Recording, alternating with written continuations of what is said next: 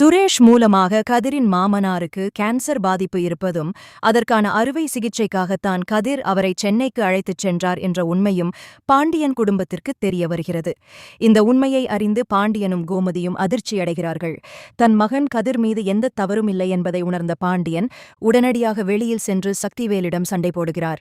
சக்திவேல் வழக்கம் போல பணத்திற்காகவும் சொத்திற்காகவும் தான் கதிர் தன் அண்ணனை அழைத்துச் சென்றார் என்று வீண்பழி சுமத்த பாண்டியன் தன் மகனை தீவிரமாக ஆதரித்து பேசுகிறார். தன் தம்பியின் பேராசையையும் அவமதிப்பையும் தாங்க முடியாத முத்துவேல் எல்லோர் முன்னிலையிலும் தனக்கு கேன்சர் இருப்பதை உடைத்துக் கூறி தன் அறுவை சிகிச்சைக்கான வடுக்களையும் காட்டுகிறார். இதைக் கண்டு அவர் மனைவி வடிவும் மகள் ராஜியும் கதறி அழுகின்றனர். பணமே பிரதானம் என்று பேசும் தம்பி சக்திவேலுடன் இனி வாழ முடியாது என்று முடிவெடுத்து முத்துவேல் தன் குடும்பத்துடன் வீட்டை விட்டு வெளியேறுகிறார். அப்போது பாண்டியன் அவர்களை தன் வீட்டிற்கு அன்போடு அழைக்கிறார். ராஜி மற்றும் குடும்பத்தினரின் சம்மதத்தோடு முத்துவேலும் வடிவும் பாண்டியன் வீட்டிற்கு வருகின்றனர். அங்கு அவர்களுக்கு ஆரத்தி எடுத்து மிகுந்த பாசத்துடனும் மரியாதையுடனும் வரவேற்பு அளிக்கப்படுகிறது. பாண்டியன் தன் சொந்த பணத்தில் முத்துவேலின் மருத்துவச் செலவுகளை பார்த்துக் கொள்வதாக கூறி தைரியம் அளிக்கிறார். கதிரின் நல்ல குணத்தையும் பாண்டியன் குடும்பத்தின் பாசத்தையும் பார்த்து முத்துவேல் நெகிழ்ந்து போகிறார். கதிரை தவறாக புரிந்து கொண்டதற்காக ராஜி அவரிடம் மன்னிப்பு கேட்கிறாள். மறுபுறம் சக்திவேலின் வீட்டில் மாரி தன் கணவனையும் மகனையும் சொத்து ஆசைக்காக கடுமையாக திட்டிவிட்டு தானும் அண்ணன் வீட்டிற்கே செல்வதாக கூறி கிளம்புகிறாள். ஆனால் இதைக் கண்டும் திருந்தாத சக்திவேல் கேன்சர் என்ற விஷயமே பொய் என்றும் சொத்துக்காக அண்ணன் ஏமாற்றுவதாகவும் தன் மகன் குமாரிடம் கூறி நம்ப வைக்கிறார். எனினும் தன் தம்பியின் வீட்டில் கிடைக்காத உண்மையான பாசமும் நிம்மதியும் பாண்டியன் வீட்டில் கிடைத்த மகிழ்ச்சியில் முத்துவேல் தன் குடும்பத்துடன் நிம்மதியாக வாழத் தொடங்குகிறார். பாண்டியன் வீட்டில் முத்துவேல் குடும்பத்திற்கு கிடைத்த பாசமும் அக்கறையும் அவர்களுக்கு ஒரு புதிய வாழ்க்கையை தந்தது போலிருந்தது. காலையில் எழுந்ததிலிருந்தே கோமதியும் வடிவும் சமையலறையில் பழைய கதைகளை பேசி சிரித்துக்கொண்டே வேலை செய்வதை பார்க்கும்போது இத்தனை வருடப் பிரிவும் கசப்பும் ஒரு நொடியில் மறைந்தது போலத் தோன்றியது. பாண்டியன் தினமும் முத்துவேலின் அருகில் அமர்ந்து அவருடைய உடல் நலனை பற்றி விசாரிப்பதோடு, "அண்ணே, நீங்க எதை பத்தியும் யோசிச்சு மனசை குழப்பிக்காதீங்க.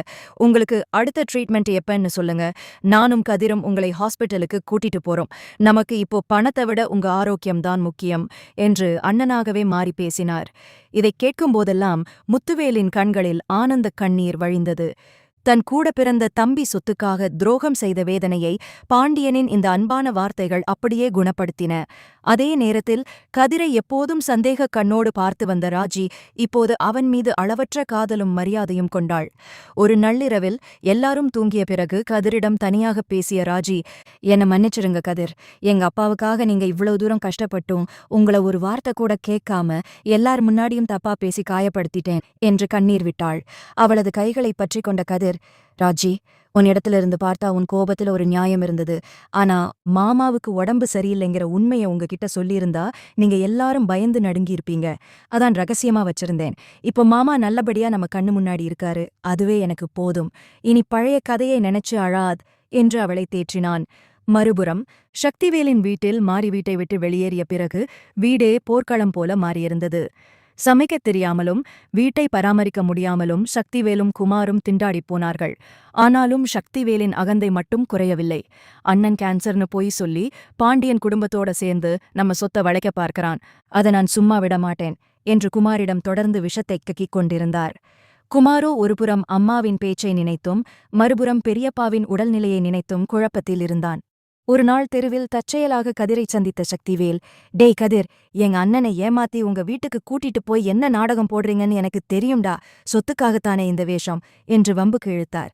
அதற்கு கதிர் மிகவும் நிதானமாக, "சக்திவேல் மாமா, சொத்து, பணம், காசு இதையெல்லாம் தாண்டி பாசம்னு ஒன்னு இருக்கு. அது உங்களுக்கு புரியாது. மாமாவுக்கு இப்போ நிம்மதி தேவை. அது எங்க வீட்ல கிடைக்குது. உங்களை மாதிரி ஆட்களுக்கு பதில் சொல்லி என் நேரத்தை வீணடிக்க விரும்பல" என்று கராராக கூறிவிட்டுச் சென்றான். நாட்கள் நகர நகர முத்துவேலின் அடுத்த கட்ட சிகிச்சைக்கான ஏற்பாடுகளை பாண்டியனும் கதிரும் முன்னின்று கவனித்தனர். மாரியும் தன் அண்ணன் வீட்டிலேயே தங்கி முத்துவேலுக்குத் தேவையான பணிவிடைகளைச் செய்து வந்தாள். தன் தம்பியைத் தவிர ஒட்டுமொத்த குடும்பமும் தன் பக்கமே நிற்பதைக் கண்ட முத்துவேல், "நெசமாவே என் தம்பி வீட்டை விட்டு வந்தது நல்லதுதான் கதிர். அங்க இருந்திருந்தா சொத்துச் சண்டையிலேயே என் உயிர் போயிருக்கும். இப்போதான் நான் நிம்மதியா மூச்சு விடுறேன்" என்று நெகிழ்ச்சியோடு கூறினார். பாண்டியன் குடும்பத்தின் கூட்டுப் பிரார்த்தனையிலும் கதிரின் அரவணைப்பிலும் முத்துவேல் மெல்ல மெல்ல குணமடைந்து வர அந்த பெரிய குடும்பத்தில் இழந்த சந்தோஷமும் நிம்மதியும் மீண்டும் நிலை பெற்றது. முத்துவேலின் உடல்நிலையில் நல்ல முன்னேற்றம் ஏற்பட்டு வருவதைக் கண்டு மருத்துவர்களை ஆச்சரியப்பட்டனர். மருந்துகளை விட உங்கள் குடும்பத்தினர் காட்டும் அன்பும் நீங்கள் இருக்கும் மகிழ்ச்சியான சூழலும் தான் உங்களை இவ்வளவு சீக்கிரம் குணப்படுத்தியிருக்கிறது என்று மருத்துவர் கூற பாண்டியன் குடும்பமே நிம்மதி பெருமூச்சு விட்டது. இந்த மகிழ்ச்சியான சூழலில் ராஜி கதிரை முற்றிலும் ஒரு புதிய மனிதனாக பார்க்கத் தொடங்கினாள். அவளுக்குள் கதிர் மீதிருந்த காதல் இன்னும் பன்மடங்கு அதிகரித்தது. ஒரு நாள் மாலை நேரத்தில் கதிர் தோட்டத்தில் வேலை செய்து கொண்டிருக்கும்போது அங்கு வந்த ராஜி அவனுக்கு பிடித்த காஃபியை கொடுத்துவிட்டு, கதிர், எனக்கு ஒரு ஆசை. அப்பா முழுசா குணமாகி வந்ததும் நம்ம எல்லாரும் சேர்ந்து குலதெய்வம் கோயிலுக்கு போயிட்டு வரணும். அங்க வச்சு உங்ககிட்ட நான் ஒரு முக்கியமான விஷயத்தை சொல்லணும் என்று வெட்கத்துடன் கூறினாள். கதிர் அவளை புன்னகையோடு பார்த்து, நீ என்ன சொல்லப் போறன்னு எனக்கு இப்போவே தெரியும் ராஜி. ஆனா நீ ஆசைப்பட்ட மாதிரியே எல்லாரும் சேர்ந்து கோயிலுக்கு போவோம் என்றான். இதற்கிடையில் சக்திவேல் வீட்டில் நிலைமை மிக மோசமாகிக் கொண்டே போனது. மாரியண்ணன் வீட்டுக்குச் சென்று பல வாரங்கள் ஆகியும் அவளை சமாதானப்படுத்தி அழைத்து வர சக்திவேல் எந்த முயற்சியும் எடுக்கவில்லை. இதனால் கோபமடைந்த மாரியின் அண்ணன் சக்திவேலின் வீட்டிற்கு வந்து நியாயம் கேட்டார்.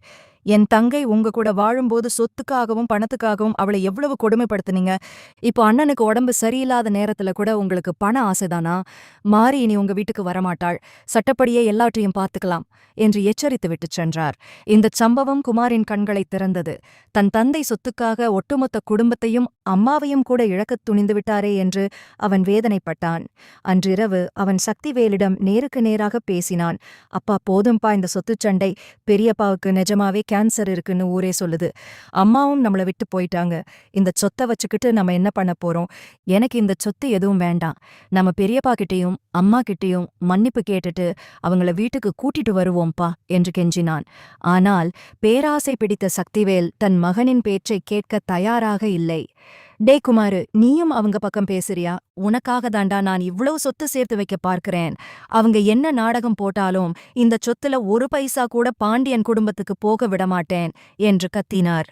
தந்தையின் பிடிவாதத்தைக் கண்டு வெறுத்துப்போன குமார், நீங்க திருந்தவே மாட்டீங்கப்பா என்று சொல்லிவிட்டு வீட்டை விட்டு வெளியேறி நேராக பாண்டியன் வீட்டிற்குச் சென்றான். பாண்டியன் வீட்டில் எல்லாரும் இரவு உணவு சாப்பிட்டுக் கொண்டிருந்த போது குமார் வாசலில் வந்து நிற்பதைக் கண்டனர். அவனைக் கண்டதும் மாரி பதறி ஓடி வந்தாள். குமார் அழுது கொண்டே முத்துவேலின் காலில் விழுந்து, பெரியப்பா, என்ன மன்னிச்சிருங்க. அப்பாவோட பேச்சை கேட்டுட்டு நானும் உங்களுக்கு துரோகம் பண்ணிட்டேன். எனக்கு இந்த சொத்து எதுவும் வேண்டாம். நீங்க நல்லா இருந்தா போதும் என்று கூறினான். முத்துவேல் உடனடியாக அவனை தூக்கி அணைத்துக்கொண்டு, குமாரு, நீ என் பிள்ளடா, உன் மேல எனக்கு எந்த கோபமும் இல்ல என்று ஆறுதல் கூறினார். பாண்டியனும், வாப்பா குமாரு, வந்து சாப்பிடு. தப்பு பண்றது மனுஷ இயல்புதான். ஆனா அத உணர்ந்து வர்றதுக்கு ஒரு தனி குணம் வேணும். நீ இப்போ நம்ம குடும்ப பிள்ளையா இங்கேயே இரு என்று அவனுக்கு அடைக்கலம் கொடுத்தார். தன் மனைவியையும் மகனையும் கூட இழந்து சொந்தத் தம்பியான சக்திவேல் இப்போது தன் வீட்டில் தனிமரமாய் நின்றார். ஆனால் பாண்டியன் வீட்டில் முத்துவேலின் குடும்பமும் மாரியும் குமாரும் இணைந்து கதிரின் அரவணைப்பில் ஒரு பெரிய மகிழ்ச்சியான கூட்டுக் குடும்பமாக வாழத் தொடங்கினர். கதிரும் ராஜியும் தங்கள் வாழ்க்கையின் அடுத்த கட்டத்திற்குள் மகிழ்ச்சியோடு காலடி எடுத்து வைத்தனர். வீடியோ பிடிச்சிருந்தா லைக் பண்ணுங்க, கமெண்ட் பண்ணுங்க, மறக்காம நம்ம சேனலை சப்ஸ்கிரைப் பண்ணுங்க. நன்றி.